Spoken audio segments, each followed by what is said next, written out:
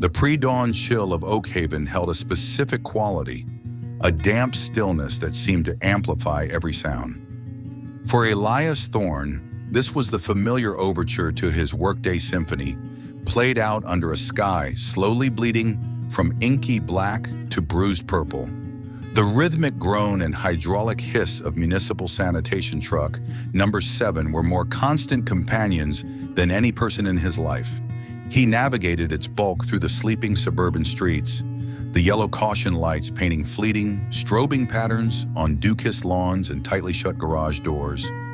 Oakhaven, with its picture-perfect facades and whispering sprinkler systems, was Zone 4 on his Tuesday-Friday route, a landscape of quiet privilege that always felt slightly alien to him. Elias himself was a man built for function over form, sturdy like the bins he emptied. His high-visibility orange jacket, smelling faintly of diesel and yesterday's rain, was zipped tight against the morning air. His face, weathered by years of exposure to sun, wind, and the relentless demands of the job, rarely betrayed emotion. A network of fine lines radiated from the corners of his eyes, testament more to squinting against glare than to laughter. He moved with an economy of motion honed over 15 years on the job, a choreography of lift, tip, replace, repeated hundreds of times a day. It was hard, physical work, but there was an undeniable honesty to it, a tangible sense of order restored block by block.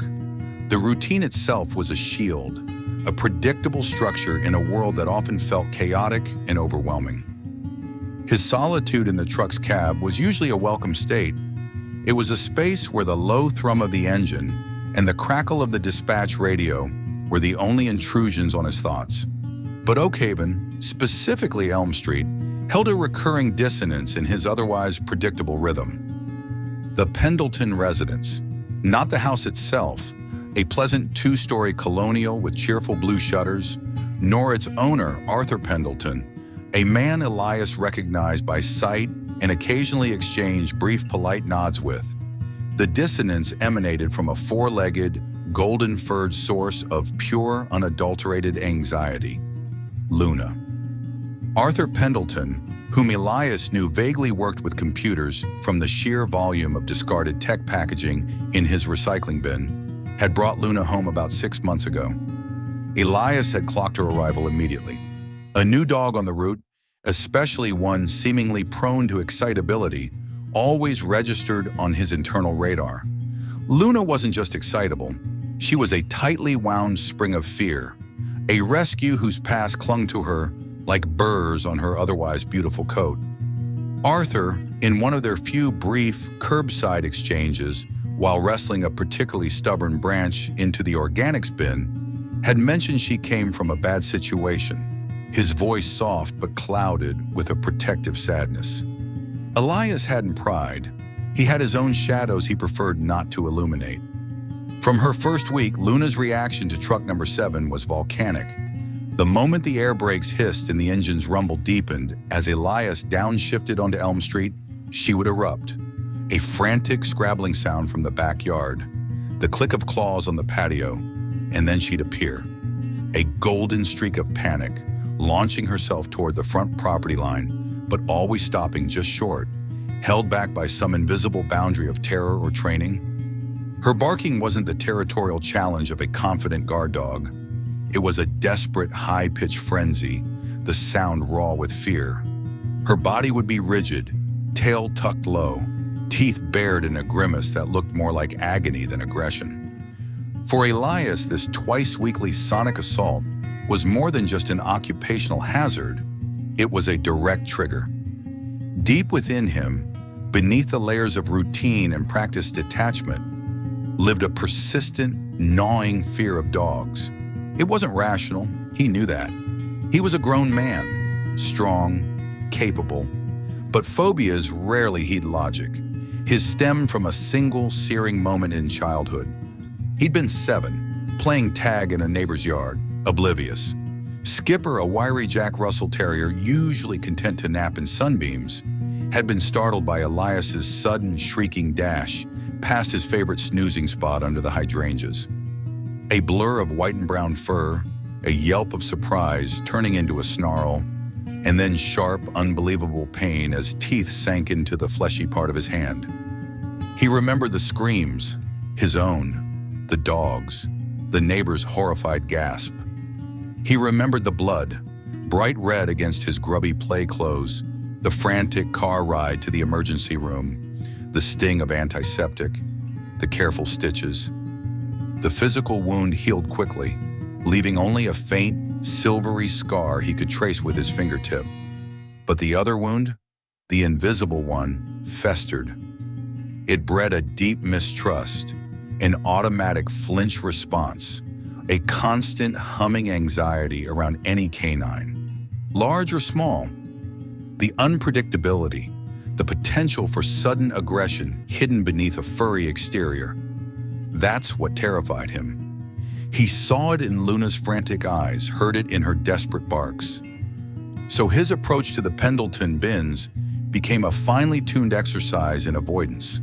Eyes forward, scanning the curb, never glancing toward the frantic dog just yards away. He'd increase his pace, the movements becoming clipped, almost robotic. Grab the heavy plastic bins, feeling the jarring vibration travel up his arms as he hooked them onto the truck's lifter. Hit the button, listened to the mechanical groan as they rose, tipped, and emptied their contents into the compactor's maw. Lower them back down, maybe a bit harder than necessary. Back in the truck, door slammed shut, engine revved, moving on. He felt a flicker of pity for the distressed animal. Her fear was palpable, almost a smell in the air, but it was drowned out by the louder clamor of his own. He just needed the interaction to be over. Minimum exposure, maximum speed. Luna, trapped in her own cycle of fear, likely perceived the roaring truck and the looming figure in orange as a recurring monster.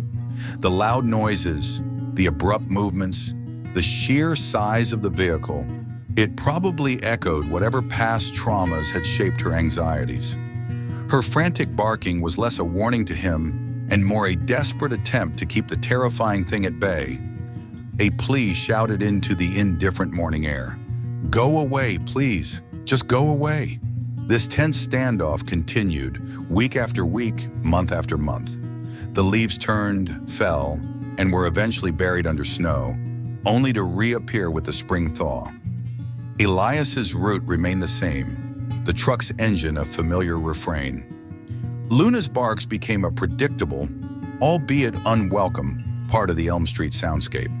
He navigated around other dogs, the lumbering Newfoundland who watched him with sleepy indifference from a porch swing, the pair of hyperactive beagles who yipped excitedly behind a chain-link fence, with his usual cautious detachment. But Luna was different. Her fear felt like a mirror, reflecting his own vulnerability back at him, and the intensity of her reaction scraped at his carefully constructed defenses. It was a Tuesday morning scraped raw by a late winter wind. A stubborn frost clung to the shadowed parts of lawns, and the air bit at Elias's exposed cheeks as he worked his way down Elm Street. The Pendleton house loomed, and with it, the familiar knot of apprehension tightened in his gut. He heard her before he saw her, the frantic scrabbling, the opening salvo of barks as truck number 7 rumbled closer. "Here we go." He pulled to the curb, the air brakes hissing like an angry snake. He swung down from the cab, deliberately keeping his gaze fixed on the 2 large bins, one black for trash, one blue for recycling, standing sentinel at the curb. Luna was already at her usual station, a vibrating statue of golden fur and frantic noise just inside the invisible property line. Elias tuned her out, focusing on the task. He grabbed the heavy trash bin, hooked it, lifted it. The compactor groaned, swallowing the contents. He lowered the bin, the plastic clattering against the pavement. Then the recycling. It was overflowing, cardboard wedged awkwardly, a tangle of plastic bottles threatening to spill. He gripped it firmly, bracing himself to wrestle it onto the lift, and then he felt it. Not a bump, not a nudge, but a sensation so light it was almost imaginary, like a drift of dandelion fluff brushing against the thick canvas of his work trousers. He froze, every muscle locked. The overflowing bin tilted precariously in his grasp. Time seemed to stall, the howling wind and the truck's idling engine fading into a dull roar in his ears. Number it can't be. His mind, conditioned by decades of fear, leaped to the worst conclusion. Teeth, a growl suppressed just before the attack. The memory of Skipper, the sharp pain, flashed behind his eyes, visceral and terrifyingly immediate. His heart hammered against his ribs, a frantic bird trapped in a cage. He could feel sweat prickling his scalp despite the cold. He didn't want to turn. Part of him wanted to drop the bin, vault back into the truck, and slam the door. Consequences be damned. But another part, a stunned, disbelieving curiosity, forced his head to move, slowly, mechanically. The sight that met his eyes scrambled his threat assessment completely. Luna, sitting, not poised to attack, not barking, not even growling, just sitting, barely a yard away from his steel-toed boots. Her frantic energy had vanished, replaced by an almost preternatural stillness. Her head was cocked, ears slightly back in apprehension, but her body wasn't coiled with aggression. Her amber eyes, usually wide with panic, held a different light, a cautious, questioning intelligence. The barking had ceased entirely. The silence she left behind felt vast, echoing, far more unsettling than the usual cacophony. It was the silence of a broken rule, an unexpected deviation in a rigidly defined pattern. Panic, raw and undiluted, surged through Elias. He reacted purely on instinct, a flight response honed over years. He dropped the recycling bin with a loud clatter, sending plastic bottles skittering across the sidewalk. He stumbled backward, catching himself on the truck's side mirror, the cold metal biting into his palm. He scrambled up into the high cab, yanking the heavy door shut with a resounding thud that made Luna flinch, but remarkably not flee. He sat there, chest heaving, gripping the steering wheel so tightly his knuckles were white ridges. Through the windshield, he watched her. Luna remained seated for another moment, looking towards the truck, perhaps as bewildered as he was. Then she gave a little shake as if ridding herself of static electricity, rose slowly and trotted back toward the sanctuary of her yard, vanishing around the corner of the house without a backward glance. Elias didn't move for a long time. The truck idled, the rhythmic pulse a counterpoint to his own ragged breathing. The dropped recycling bin lay on its side, its contents spilling onto the pavement like a clumsy offering. He stared at the spot where Luna had been sitting, trying to process the impossible. Why? Why had she stopped barking? Why had she approached him, the source of her apparent terror? He'd faced down snarling Rottweilers, skittish strays, territorial terriers, dogs whose intentions were clear, whose aggression followed predictable patterns. This quiet, hesitant approach felt alien, unnerving. It defied the logic of fear, both hers and his. Eventually, the ingrained habit of duty reasserted itself. He took a shaky breath, pushed the door open, and climbed back down. His hands trembled slightly as he righted the recycling bin and gathered the spilled bottles, his movements clumsy. He emptied the bin, the familiar mechanics of the lift feeling strangely disconnected. He got back in the truck, his mind racing. As he drove away from Elm Street, the image of Luna sitting calmly on the frosty grass, her eyes filled with that unsettling flicker of curiosity, was burned into his memory. He completed his route that day feeling disoriented, the encounter a stone dropped into the still pond of his routine, the ripples spreading outwards, disrupting the familiar patterns of his fear. He felt a strange, unwelcome flicker of something akin to responsibility. What had that moment meant? The days leading up to Friday felt unusually long. Elias found his thoughts drifting back to Elm Street, replaying the encounter with Luna. He analyzed it from every angle, searching for a logical explanation. Had she simply become desensitized to the truck? Had something else distracted her? Or was it possible? Was it possible she had sensed something in him, something beyond the perceived threat? He dismissed the thought as fanciful. He was the garbage man, a figure in orange associated with loud noise and disruption. Why would she suddenly see him differently? Yet the image persisted.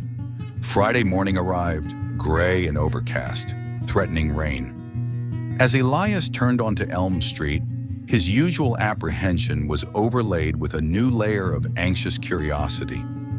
He slowed the truck, scanning the Pendleton yard as he pulled to the curb. And there she was, not by the fence this time, but sitting calmly near the edge of the lawn, closer to the sidewalk than ever before, as if patiently awaiting his arrival. The silence was immediate, profound. No barking, no frantic pacing, just quiet observation. Her tail gave a single, tentative thump against the damp grass. Elias killed the engine. The sudden quiet amplified the thudding in his own chest.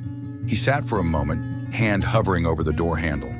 His ingrained fear screamed caution. Get the bins, don't engage, get out. But the memory of Tuesday, of her unexpected approach, urged a different course. He saw the slight tremor in her shoulders, the way she averted her gaze, as if acknowledging his presence, but respecting his space. She's still scared, he thought. Maybe just less scared than I am. Or perhaps her fear manifested differently now. Less panic, more cautious assessment. Taking a slow, deliberate breath, trying to project calmness he absolutely did not feel, Elias opened the truck door and stepped down onto the pavement. He didn't move toward the bins. Instead, he stood by the open door, letting the damp air cool his face, allowing Luna to observe him, to see he wasn't making any sudden moves. She watched him, head lowered slightly, ears flicking back and forth, processing the situation. Her stillness felt less like paralysis and more like contemplation. After what felt like an eternity, Elias took a single, cautious step away from the truck, towards her. Luna remained seated, watching his boots on the pavement. He took another small step. He was closer now than he'd ever willingly been to a dog outside the perceived safety of his truck cab. He stopped, perhaps 5 feet away, the space between them charged with unspoken questions. His own fear was a cold, heavy weight in his stomach, a metallic taste in his mouth. He could feel the familiar prickle of anxiety at the base of his skull. He thought about the bite, the suddenness of it, the betrayal by an animal he'd thought harmless. The fear wasn't just of pain, but of that loss of control, the unpredictable violence lurking beneath a familiar surface. But looking at Luna, at her quiet vulnerability, the shared language of anxiety seemed to bridge the gap. Slowly, fighting against every screaming instinct, he extended his hand, palm down, keeping it low, non-threatening, a peace offering. Luna flinched, a barely perceptible tightening of her muscles, but she didn't bolt. She watched his hand, then flickered her gaze up to his face, as if seeking reassurance. He held his breath, kept his hand steady despite his tremor. He took one more tiny step. He was close enough now to see the soft brown undertones in her golden fur, the way her whiskers twitched as she sniffed the air, analyzing his scent, his intention. He let his fingertips graze the top of her head. The fur was soft, surprisingly thick. It was a fleeting contact, lighter than a breath, but it felt momentous. She leaned away fractionally, a subtle shift of weight, but didn't jerk back. Her message was clear. I'm allowing this, but I'm still unsure. Elias snatched his hand back as if the contact had burned him. The surge of adrenaline was intense, a confusing cocktail of residual terror and a strange, exhilarating sense of accomplishment. He turned quickly towards the bins, his movements stiff, overly controlled. He hooked them, emptied them with trembling efficiency, the clatter of plastic loud in the quiet street. He didn't dare look back towards Luna as he climbed into the cab and pulled away, the scent of damp earth and imminent rain filling the air. But the sensation lingered, the brief, feather-light touch of fur against his skin. It was the first time he'd willingly initiated contact with a dog since he was 7 years old. The fear hadn't magically vanished. It was still there, a shadow lurking in the corners of his mind. But something had fundamentally shifted. That fleeting touch felt like crossing a boundary, not just a physical one, but an internal one he'd fortified for decades. He felt unsettled, exposed, but also undeniably intrigued. He told himself firmly it meant nothing, just a strange dog behaving strangely. But the image of her quiet patience, her acceptance of his hesitant touch, played over and over in his mind, a persistent counterpoint to the engine's drone. Thus began a new phase in their silent communication. Weeks turned into a month, then 2. Each Tuesday and Friday, the ritual repeated, evolving incrementally. Luna would be waiting, always silent now. Elias would exit the truck, pause, approach cautiously. The hesitant Pat became slightly less hesitant. Sometimes he'd let his hand rest on her head for a second or two before retreating. Sometimes he'd stroke down her neck, feeling the strong muscles beneath the soft fur. Luna, in turn, seemed to calibrate her responses perfectly to his. She never pushed, never demanded more than he offered. She never jumped up, never barked for attention. She seemed to possess an uncanny understanding of his deep-seated fear, respecting the invisible perimeter he maintained. Her acceptance was quiet, conditional, but consistent. Occasionally, her tail would offer a slightly wider, more confident wag. Sometimes she'd briefly meet his gaze before looking away again. Tiny shifts, but significant. Elias found himself observing her more closely, noticing details beyond the fear. He saw the intelligence in her eyes, the way she tracked a squirrel scampering up a nearby oak tree, the faint scar above her left eye, a pale line hidden in the gold, a tiny map of past hurts.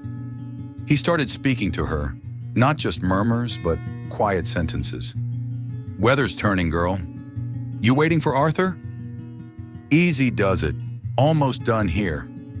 He felt foolish talking to a dog, something he'd never done, but the words seemed to soothe his own nerves as much as bridging the gap between them. He was building a narrative around her, transforming her from a symbol of his fear into an individual creature.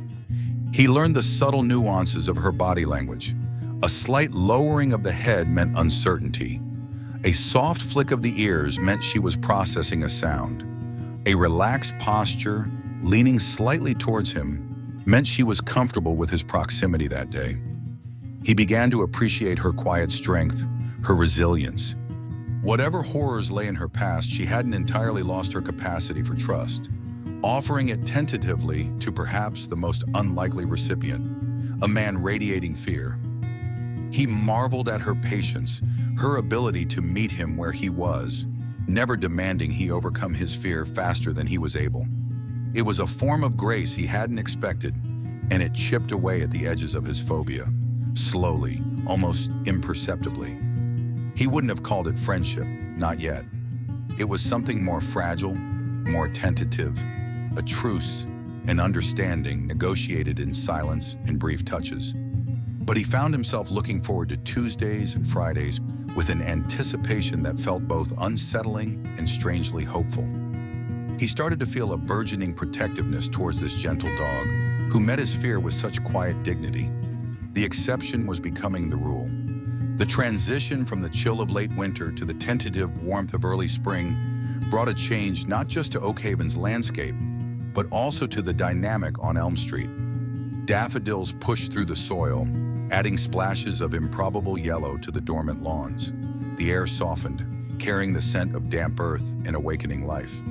Inside Elias, too, something was shifting, thawing. The twice-weekly encounters with Luna had become anchors in his routine, moments of quiet connection that stood in stark contrast to the noisy, often anonymous nature of his work. The brief pats, the murmured words, felt increasingly inadequate. He saw the trust in Luna's eyes, the way she now leaned into his touch, albeit gently. He saw the flicker of hopeful anticipation when his truck rumbled to a halt. A new desire began to germinate within him, a desire to offer something more tangible, a gesture that went beyond the hesitant tolerance he'd managed so far. He wanted to actively show kindness, not just passively accept hers, but the thought alone sent ripples of his old fear through him. Actively engaging, offering something, it felt like lowering his defenses, inviting a closeness that still triggered deep-seated alarms. What if she reacted badly? What if he misinterpreted her signals? The familiar script of anxiety played out in his mind. Yet the image of Luna's patient waiting, her quiet acceptance, pushed back. She deserved more. He needed to offer more. The internal debate waged for days. Then one Thursday afternoon, after finishing his route and parking truck number 7 back at the municipal depot, Elias found himself walking into a pet supply store near his small apartment. The bright lights, the cheerful squeak of toys, the overwhelming scent of kibble and animal shampoo. It felt like alien territory. He wandered the aisles, feeling conspicuous in his work clothes, acutely aware of the cheerful barking of a puppy in a nearby enclosure, which made his palms sweat. He scanned the treat aisle, bewildered by the choices. Bone-shaped, chewy, crunchy, flavored with bacon, chicken, peanut butter. He felt ridiculous. A grown man, terrified of dogs, agonizing over biscuits. He grabbed a small bag of simple, medium-sized treats. The ingredients listed plainly. Then his eyes landed on the ball display. Bright colors, different sizes, some that squeaked, some that bounced erratically. He remembered seeing Arthur occasionally tossing a worn-looking tennis ball for Luna in the backyard. He picked up a sturdy, bright red rubber ball, slightly larger than a tennis ball, feeling its solid weight in his hand. Carrying his small purchases to the counter, he avoided the cashier's friendly gaze, paid quickly and left, the plastic bag feeling illicit and strange in his grip. The next morning, Friday, dawned bright and clear, the kind of spring day that felt full of promise. As he drove towards Oak Haven, the bag containing the treat and the ball sat on the passenger seat like a dare. His stomach churned with a mixture of apprehension and fragile hope. What was he doing? This was crazy. She was just a dog. He was just the garbage man. He pulled up to the Pendleton house. Luna was there, waiting near the curb, her tail giving a definite happy wag this time. The morning sun caught the gold in her fur, making her seem almost radiant. Seeing her genuine anticipation solidified his resolve, but it also amplified his nervousness. His hands felt clammy as he gripped the steering wheel. He stepped out of the truck, deliberately jamming his hands into his pockets, clutching the treat in one, the ball in the other. The familiar shape of the ball felt grounding, the small biscuit a tiny promise. He walked towards her, trying to appear casual, but the tension must have radiated from him like heat off asphalt. He wasn't just anxious now, he was actively planning an interaction, an offering, and the unfamiliarity of it made him stiff, guarded. Luna sensed the shift immediately. Her happy wag faltered, then stilled completely. Her ears flattened against her head, her body lowered slightly, becoming tense. She took a hesitant step back, then another, a low, confused whine escaping her throat. This wasn't the familiar, predictable fear she'd grown accustomed to in him. This was something different, sharper. His clenched fists, his rigid posture. These were signals her past had taught her to fear. They often preceded shouting, or worse. The fragile bridge of trust they had built over weeks felt suddenly precarious, threatened by this surge of unfamiliar energy. She looked poised to bolt back to the safety of her yard.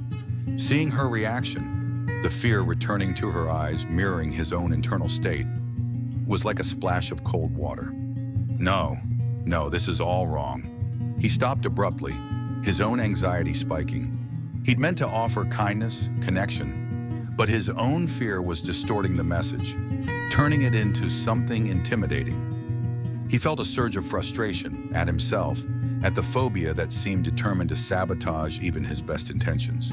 He took a deep, shuddering breath, consciously forcing his shoulders to drop, his muscles to unlock. He had to show her. He had to undo the unintentional threat. Slowly, deliberately, Fighting the stiffness in his back and knees, he lowered himself down onto the cool, damp grass, bringing himself to her level. It was an act of submission, of vulnerability, that felt both necessary and profoundly uncomfortable. He held the kneeling position, letting her see him, small, non-threatening. Then slowly, meticulously, he pulled his hands from his pockets.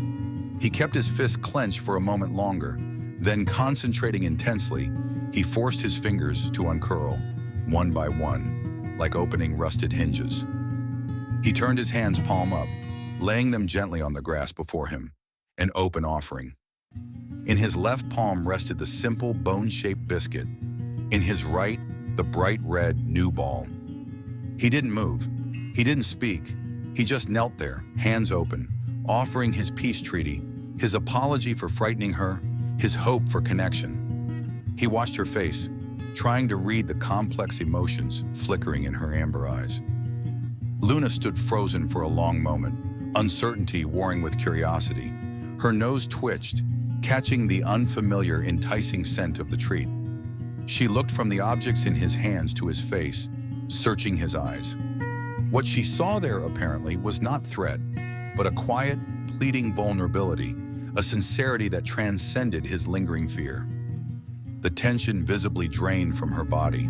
Her ears relaxed, flicking forward slightly. Her tail gave a tentative wag, low and slow. She took a step forward, then another, her initial fear overridden by the offering and the change in his demeanor. With a final glance at his open hands, she trotted the remaining distance.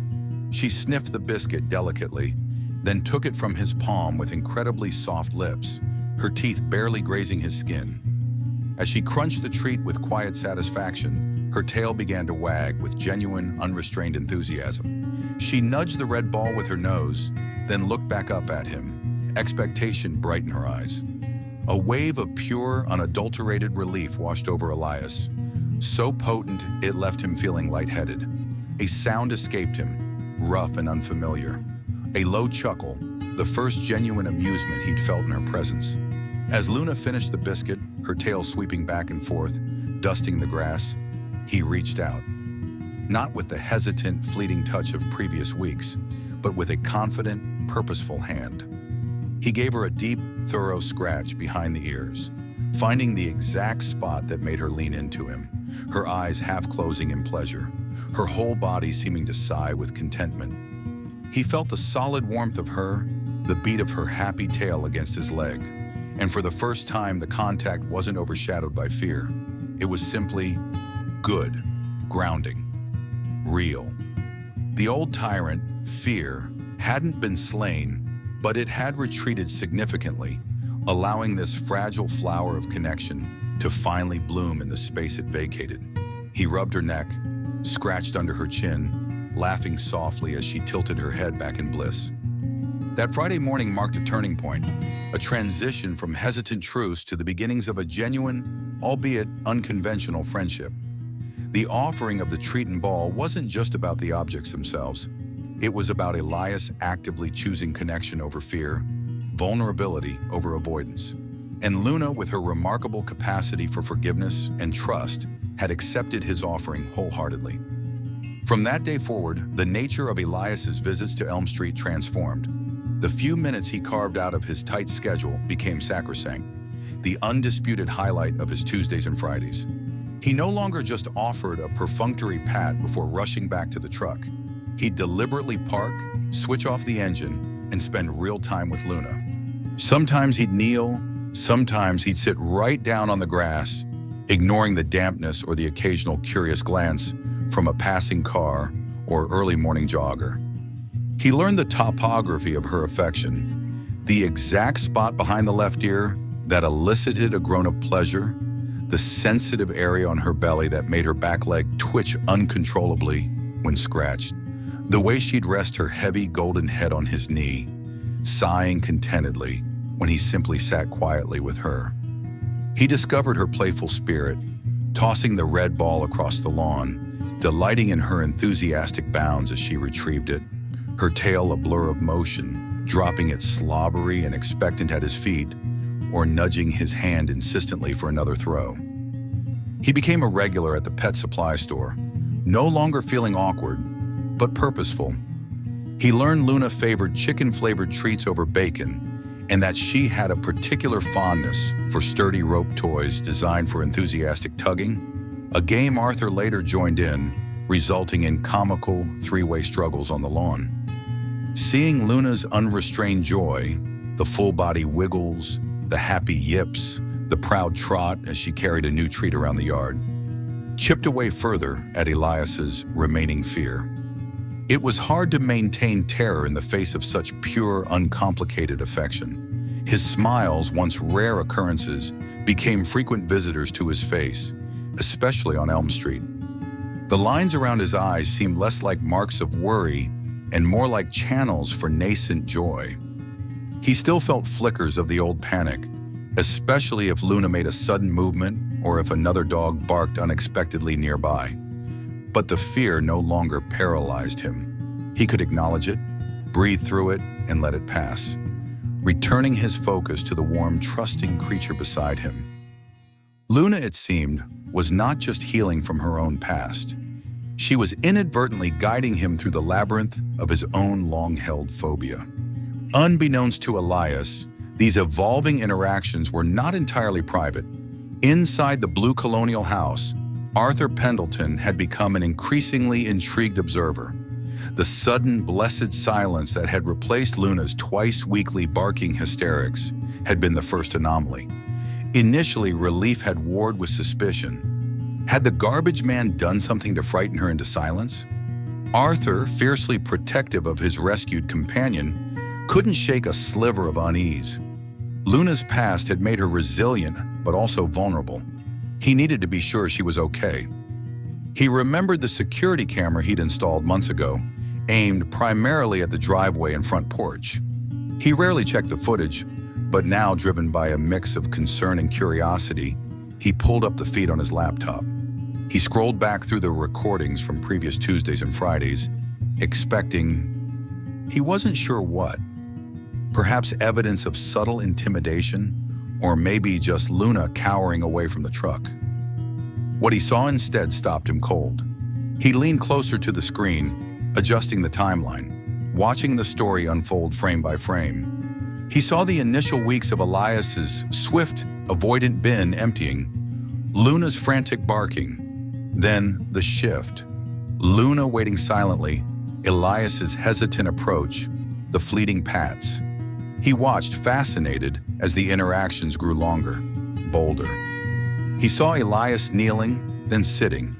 He saw the first tentative tail wags from Luna evolve into full-body wiggles. And then he saw the Friday morning that changed everything. He watched Elias approach, fists clenched, saw Luna's fearful retreat. Arthur felt a pang of his initial suspicion return, but then he watched, utterly captivated, as Elias knelt, slowly opened his hands, revealing the treat and the ball. He saw Luna's hesitation melt into acceptance, saw the gentle exchange, saw Elias's face break into a wide, unreserved smile as he scratched Luna's ears, saw Luna lean into the touch with complete abandon. Arthur felt a lump form in his throat.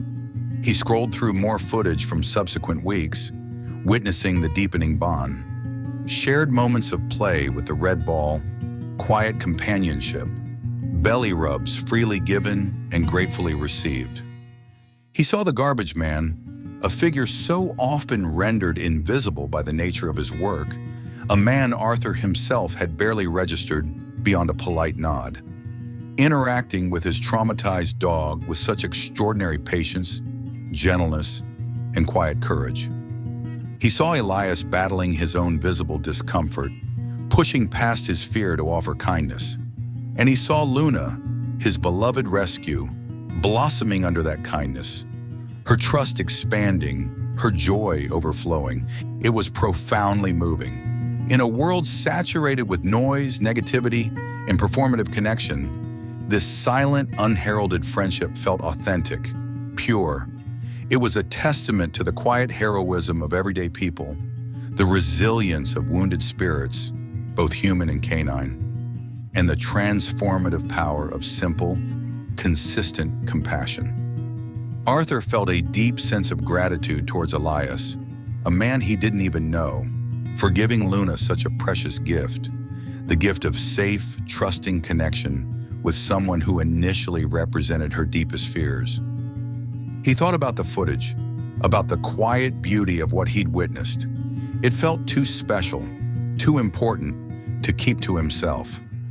After wrestling briefly with concerns about Elias's privacy, the overwhelming feeling that this story needed to be shared won out. He spent an evening carefully editing the clips, selecting the most poignant moments, adding some gentle instrumental music. He uploaded it to YouTube, titling it simply, "An Unlikely Friendship, Our Rescue Dog and the Garbage Man." He shared the link on his personal social media, expecting a few likes from friends and family. The response was immediate and overwhelming. The video didn't just garner views, it resonated. It struck a chord deep within the collective consciousness, hungry for stories of hope and connection. Shares multiplied exponentially. Comments poured in from every corner of the globe. People sharing their own rescue stories, celebrating Elias's kindness, marveling at Luna's gentle nature, thanking Arthur for sharing a moment of pure, unadulterated goodness. Local news stations called, then national morning shows, then international news aggregates. Arthur watched the view counter climb into the hundreds of thousands, then past 1 million, then keep going, stunned by the viral wildfire he had inadvertently ignited. The simple story of a man, a dog, and a garbage truck had become a global phenomenon. The following Tuesday morning dawned with an unusual energy clinging to the typically serene atmosphere of Elm Street. The air itself seemed to buzz, not just with the chirp of robins and the hum of distant traffic, but with a low thrum of external interest. As Elias carefully maneuvered the familiar bulk of truck number 7 around the corner, he immediately noticed something out of the ordinary. A nondescript white van with a satellite dish perched on its roof parked unobtrusively halfway down the block. A news van. He frowned, a flicker of unease mixing with curiosity. Had there been a break-in? A fire? He dismissed the thought, his focus shifting automatically to the Pendleton residence looming ahead.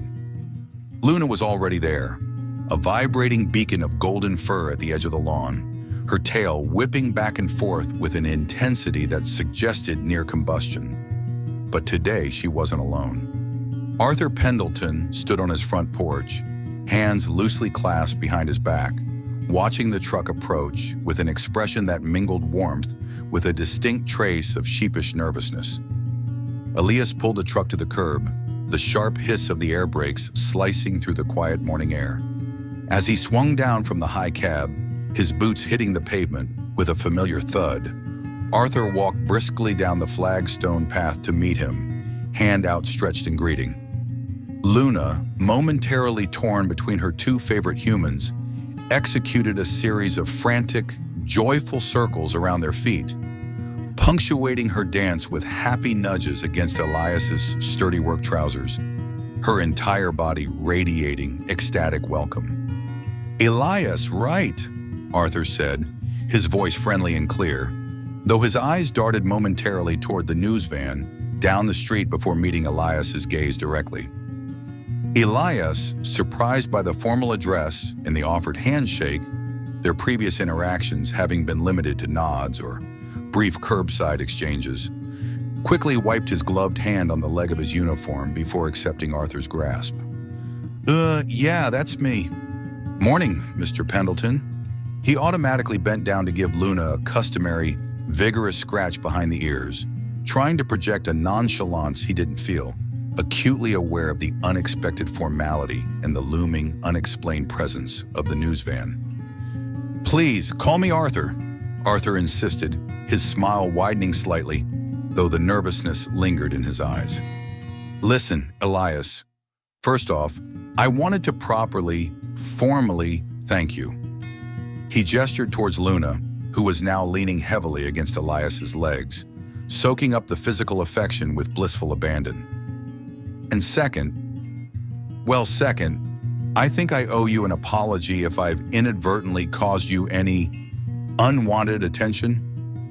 He nodded again, more pointedly this time, towards the white van. Elias followed his gaze, the pieces clicking into place with a sudden, dawning horror. Attention? The news van? Is that because of... He trailed off, unable to voice the unbelievable possibility. Arthur nodded grimly, pulling his smartphone from his pocket. You might want to sit down for this, actually, or at least see it. I posted a little video online, just a few clips from my security camera of you and Luna. I honestly thought maybe a few friends who know her story would get a kick out of it. I had absolutely no idea it would... He trailed off, turning the phone screen towards Elias. Elias stared, utterly dumbfounded, at the YouTube interface displayed. He saw his own face caught in moments of laughter and concentration as he interacted with Luna. He saw Luna rolling on her back in trusting ecstasy, saw the pivotal moment with the treat and the ball replayed in slow motion, set to gentle music. And then he saw the view counter, a staggering number with 6 zeros after it, steadily climbing even as he watched. He scrolled numbly through a cascade of comments written in multiple languages beneath the video player. Overwhelmingly positive, effusive messages praising his kindness, his patience, celebrating the heartwarming bond he'd unwittingly forged. A wave of intense heat rushed to his face, prickling his neck and ears. He felt profoundly exposed, stripped bare, his private moments of vulnerability and connection suddenly, inexplicably, broadcast to the entire world. It was mortifying. Yet beneath the crushing weight of embarrassment, a strange, unfamiliar warmth began to spread through his chest as he absorbed the genuine appreciation, the shared joy reflected in the digital sea of comments. People saw something good. They saw him differently. I am so incredibly sorry if I overstepped, Arthur said earnestly, his voice laced with genuine contrition. I got caught up in how moving it was, how much progress Luna has made thanks to you. I truly didn't anticipate this kind of reaction. If you want me to take it down, I will, immediately. Elias swallowed hard, finding his voice after a long moment. Take it down? I don't know. He looked down at Luna, who gazed up at him with unwavering, adoring eyes, completely oblivious to her newfound global fame. She's a good dog, he managed, the simple statement feeling inadequate but deeply true. She really is, Arthur agreed softly. But she wouldn't be this dog, not without you, Elias. I wanted you to understand why this connection, why your kindness means so much, why it resonates. He gestured towards the porch steps. Do you have a few minutes? I made coffee. Hesitantly, Elias agreed. It felt surreal sitting on the steps of a house on his route, sipping surprisingly good coffee from a thermos provided by a homeowner, while a news van waited patiently down the street and his sanitation truck idled quietly at the curb. Luna settled contentedly at their feet, resting her heavy head on Elias's knee, letting out a soft, happy sigh. As they sat there, bathed in the gentle warmth of the mid-morning sun, Arthur began to share Luna's story. Not just the vague outlines he'd offered before, but the raw, heartbreaking details.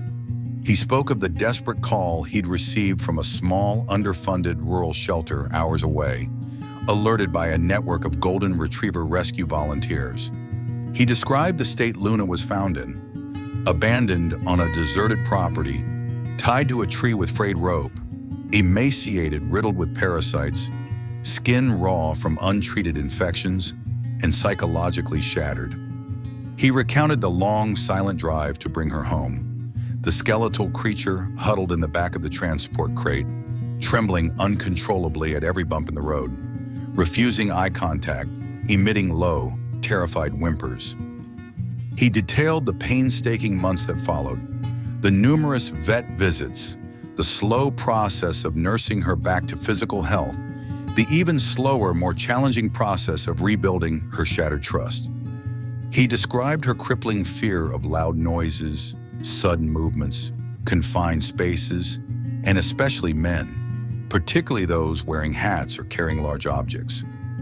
He spoke of her initial refusal to eat in his presence, her tendency to flatten herself pancake style on the floor if he raised his voice even slightly, the long nights he spent simply sitting quietly in the same room with her, letting her gradually accept his non-threatening presence.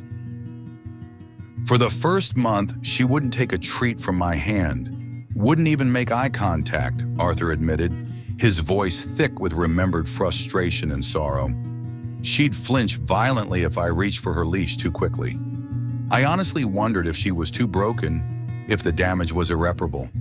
Seeing her with you now, he gestured towards Luna, who was now gently licking Elias's hand. Letting you rub her belly, taking treats so gently, seeking out your affection. Elias, honestly, it feels like witnessing a miracle. You connected with a part of her soul I was struggling desperately to reach. You consistently, patiently showed her that not all strangers, not all loud noises, not all men mean danger or pain. Listening to the specifics of Luna's harrowing ordeal, seeing the faint scars Arthur pointed out hidden beneath her golden fur, understanding the depth of the trauma she carried, Elias felt his own perspective shift profoundly. His interactions with Luna, which had felt so significant to his own healing, suddenly took on an even greater weight. He hadn't just been cautiously managing his own fear. He had been an active participant, however inadvertently, in her recovery. Her quiet patience, her willingness to trust him despite his own radiating fear, wasn't just remarkable.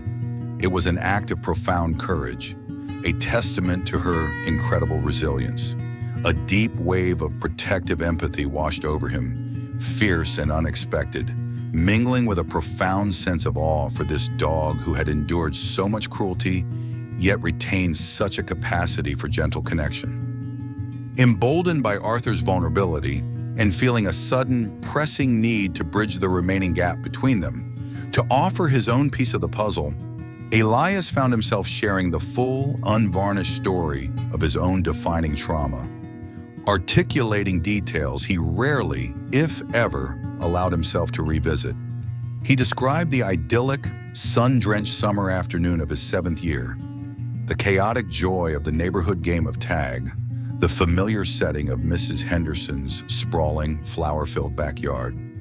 He painted a vivid picture of Skipper, the neighbor's usually placid terrier, startled from a deep sleep beneath the fragrant hydrangea bushes.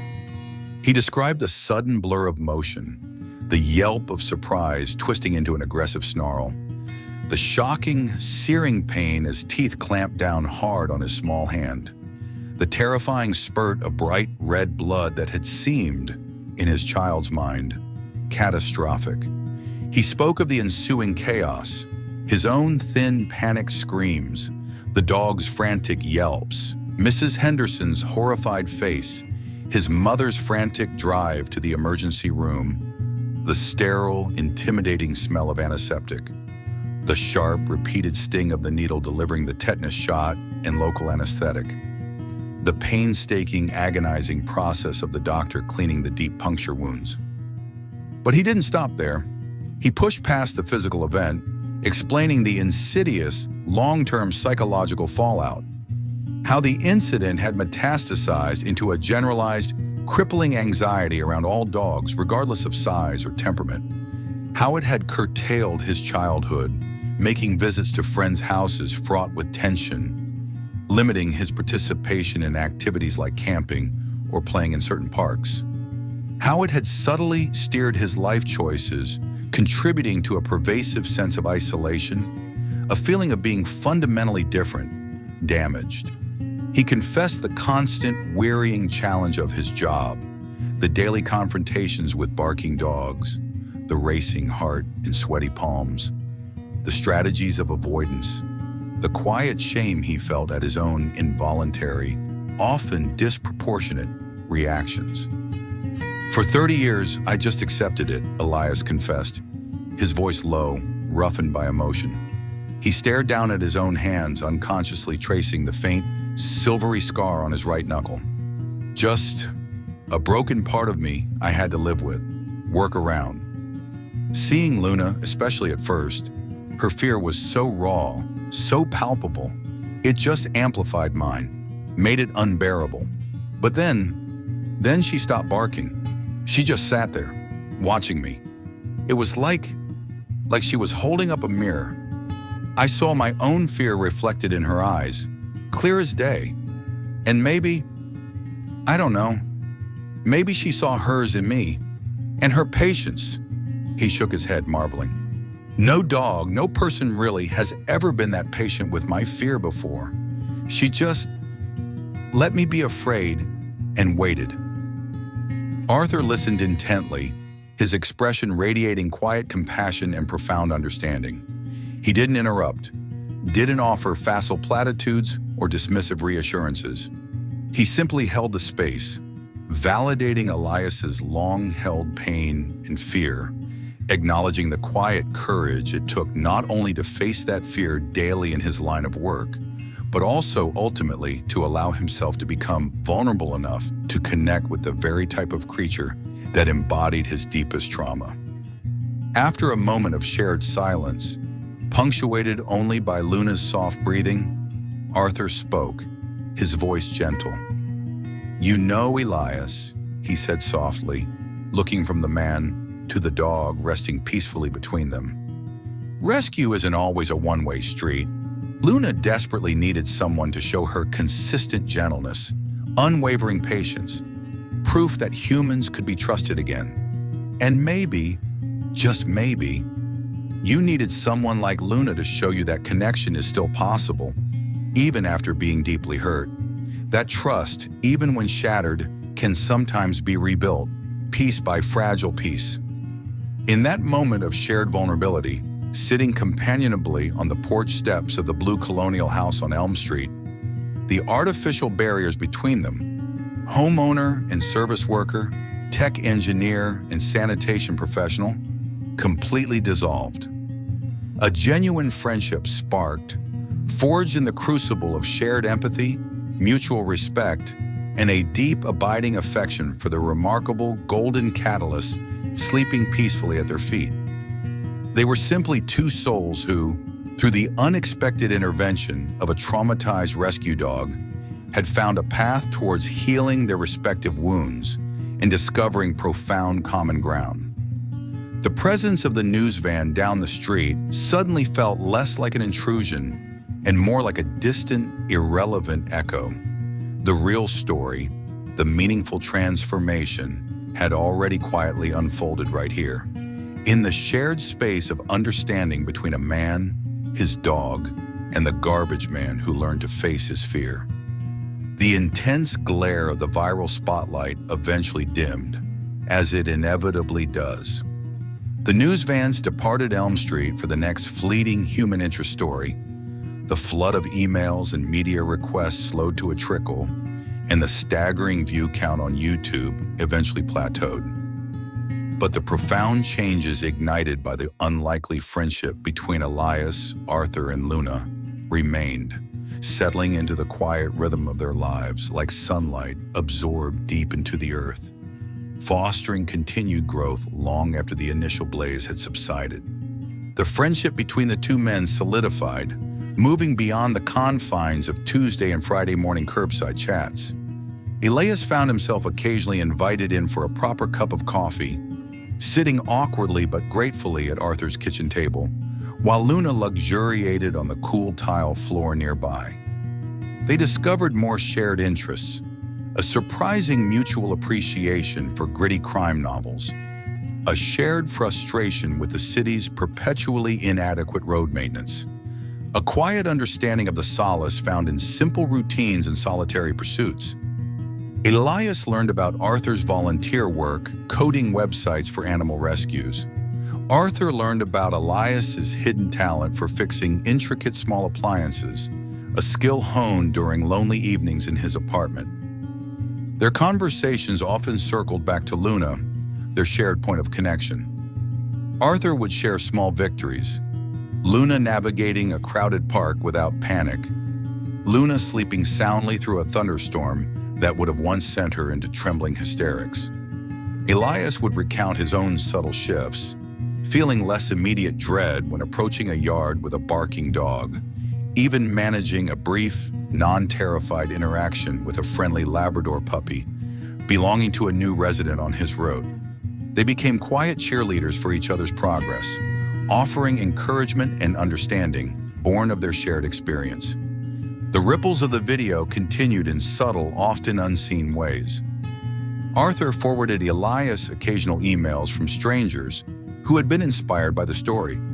Someone deciding to finally adopt an older dog from a shelter, a teacher using the video to talk about empathy with their students, a person simply reaching out to say the story had brightened a difficult day. These small echoes served as tangible reminders that their quiet narrative of connection had resonated deeply, planting seeds of kindness in unexpected places. Emboldened by his profound breakthrough with Luna and gently encouraged by Arthur, Elias took another significant step on his own healing journey. He attended a Meet the Breed event hosted by a local kennel club at a community park, an environment that would have been unthinkable for him just a year prior. He went alone, armed with deep breathing techniques and the knowledge that he could leave at any moment. He walked slowly around the perimeter, observing dogs of all shapes and sizes interacting with their owners and with each other. He felt the familiar tightness in his chest, the slight tremor in his hands, but it was manageable, overlaid with a powerful sense of accomplishment. He saw wagging tails, focused obedience, playful wrestling. He saw fear in a few shy rescues, mirroring Luna's early days. He didn't attempt to touch any dogs, didn't engage in conversation, but simply being there, observing without fleeing, coexisting in a space dominated by the source of his lifelong phobia, felt like scaling a personal Everest. Luna hadn't just befriended him. She had cracked open a door to a world he had long believed permanently closed off. He continued his sanitation route with the same diligence and quiet pride he'd always possessed. The work was still demanding, often thankless, the hours long, but it no longer felt quite so isolating, nor was it perpetually tinged with the dread of potential canine encounters. His relationship with Luna had fundamentally recalibrated his perception. He saw dogs differently now, not merely as potential vectors of threat, but as complex individuals capable of fear, loyalty, intelligence, and, as Luna had so powerfully demonstrated, extraordinary forgiveness and profound healing connection. The bond forged on the unassuming sidewalks of Elm Street remained a potent, living testament to the quiet power of empathy, the stubborn resilience of the heart, both human and animal, and the transformative potential of consistent, unassuming kindness. It was a narrative written not in grand gestures or dramatic pronouncements, but in the small, incremental steps of building trust. A hesitant pat evolving into a confident scratch, an offered treat bridging a chasm of fear, a shared moment of vulnerability forging an unexpected friendship. The quiet, unwavering acceptance of a rescued dog who somehow saw past a man's crippling fear to the gentle soul hidden beneath. Elias Thorne, the quiet garbage man, Arthur Pendleton, the compassionate homeowner, and Luna, the golden ambassador of second chances, had inadvertently created their own small ecosystem of healing and hope. Their story didn't drastically alter the trajectory of the world, but it fundamentally reshaped their world. And through the unpredictable alchemy of the internet, it served as a quiet but persistent echo in the lives of countless others. A gentle reminder that compassion possesses the power to bridge seemingly insurmountable divides, that healing often arrives in the most unexpected forms, and that sometimes the most extraordinary and meaningful friendships blossom in the most ordinary of places, nurtured by the simple, revolutionary, and profoundly courageous act of truly seeing one another, fear and all, and choosing kindness anyway. The familiar rumble of municipal sanitation truck number 7 continued its vital circuit through the city streets, but its passage through Oak Haven now carried a different, richer resonance. Not just the practical sound of refuse collection, but the enduring, unlikely, and deeply harmonious melody of connection, restored and fear gently overcome.